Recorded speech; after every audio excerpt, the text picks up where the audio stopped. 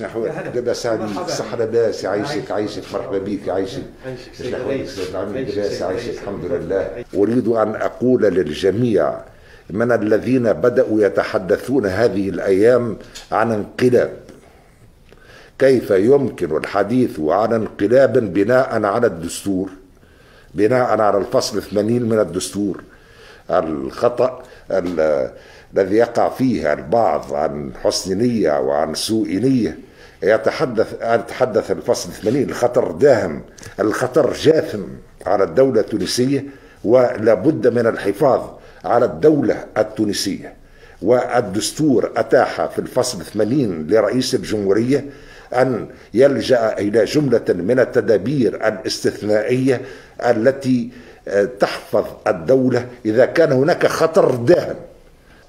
يندرى نحن حاجتنا بحكومة سهل، تونا بعد شوية نعملوا الحكومة، أنا أسمي فلان الفلاني رئيس حكومة، كلفوا بتشكيل الحكومة ونرجعوا كما قبل معناها قبل 25 جويلية. معناها القضية في السياسة التي ستتبعها الحكومة 10 سنوات، وتم الحديث في عديد المناسبات مع أستاذنا العميد الصادق بالعيد ومع أستاذنا العميد سي محمد صالح، تحدثنا عن الوضع. طيب، تكوين الحكومة والتسريع بتشكيل الحكومة. أولا، الدولة مستمرة، لابد من حكومة. في تونس على الأقل حتى بالنسبة لمن لا يعرفون، لم تكن هناك حكومة أصلا في دستور 59. كانت وردت في 3 مناسبات كلمة حكومة، ولكن كان كتاب الدولة وكان مجلس كتاب الدولة، ما كانتش حكومة. وما يفرقوش أصلا الناس اللي توا عاملين رواحهم مختصين، ما يفرقوش بين الأنظمة السياسية اللي موجودة ونظام رئاسوي ونظام رئاسي.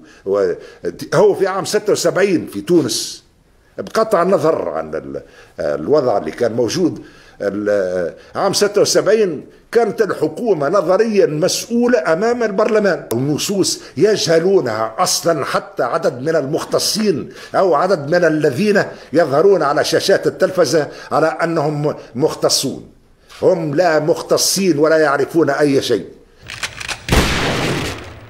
كيفاش أخرت الحكومة؟ خذيت القرار، وخذيت القرار نهار 25 جويلية بعد ما مشيت القفصة للرديف.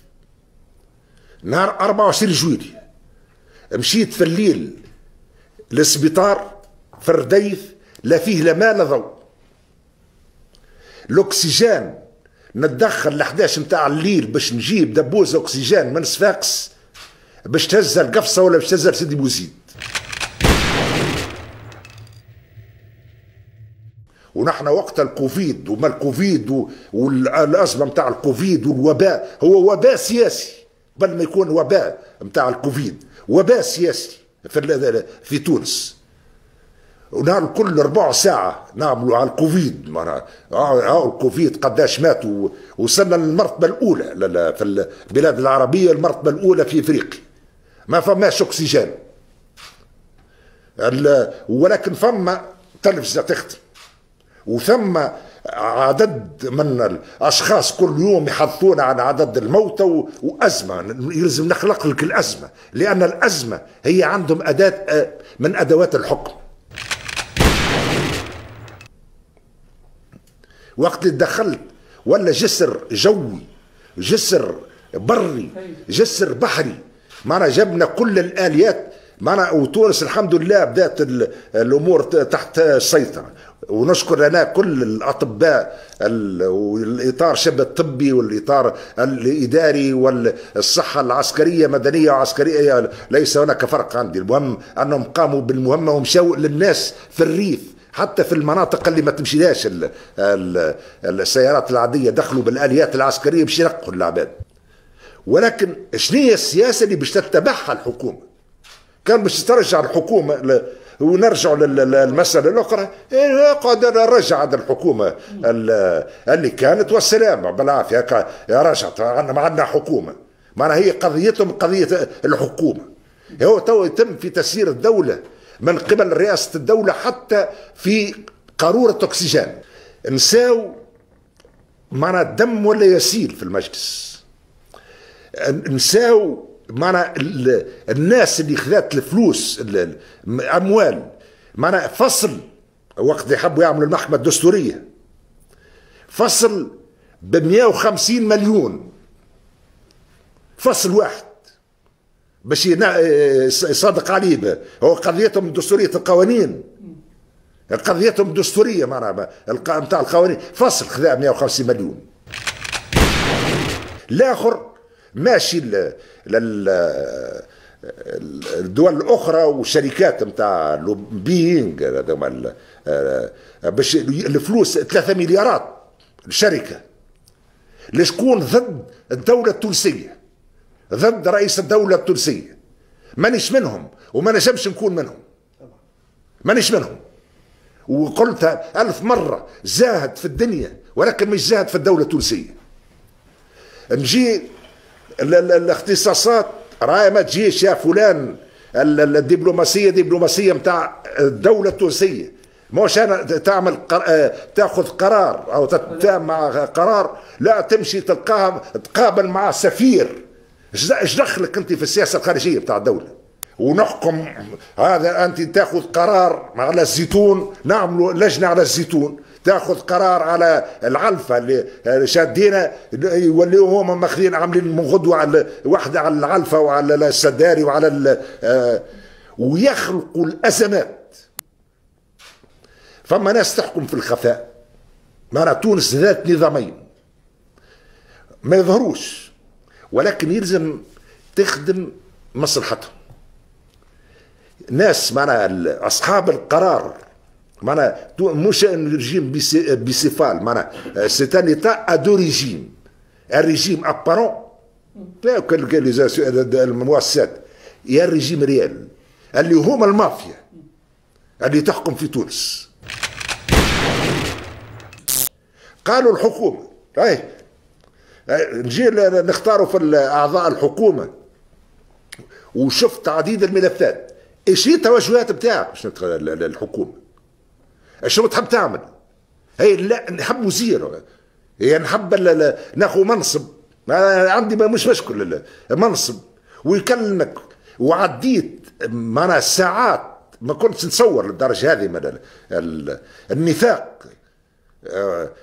ساعات تتكلم مع شخص هو ساعه ونص يكذب عليك لبعد ما نتكلمش معه وما نتحاورش مع الناس السراق اللي نكلوا بالشعب التونسي. هذا ما ناس سراق. شكون اللي تم منعه من السفر؟ يتم النظر في القضايا. كان عنده قضايا منشورة أمام المحكمة تم منعه من السفر ويقول لك القضية رقم كذا منشورة تحت المحكمة الابتدائية تم منعه من السفر. ايه على ايش فيه خير من العباد.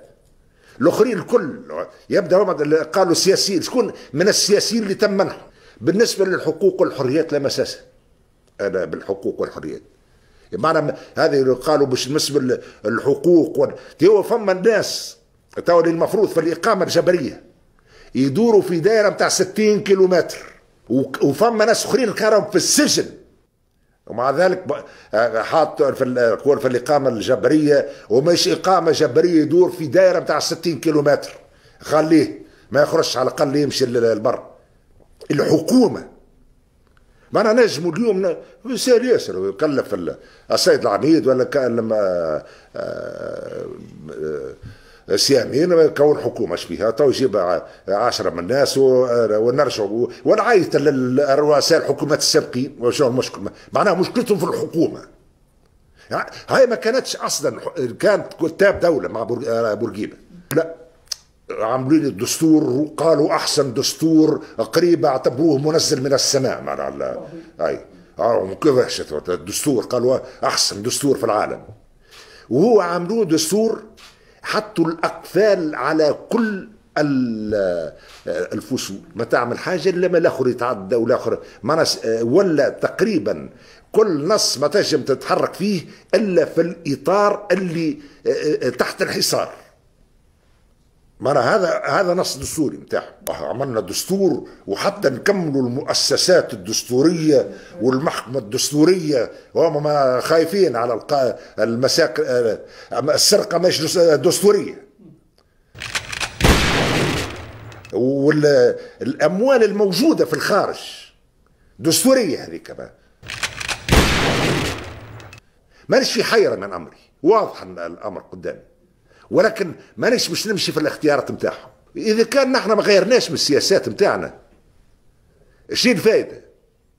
يندر حاجتنا بحكومة سهل ياسر. معنا باش اليوم من تنظيم المؤقت للسلطات تونا موجود، وعندي من النصوص ما لا يعرفونه. وشوفوا المفارقة الكبرى في تونس. معناها الدستور يولي لإضفاء مشروعية وهمية على نص شرعي غير مشروع. حتى الأشخاص اللي كانوا المفروض يكون تم إيداعهم السجن،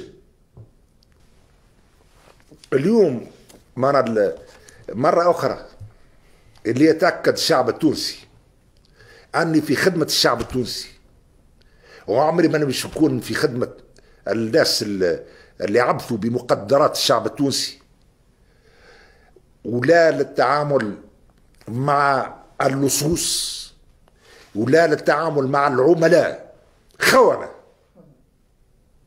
معنى يدفعوا في الفلوس السادة، يدفعوا في الفلوس للخارج باعتراف الخارج باش يسيئوا لبلادهم. اعطيه الفلوس باش يسيء لبلاده. هذوما الناس ما نتحاورش معهم، ما نتحاورش معهم.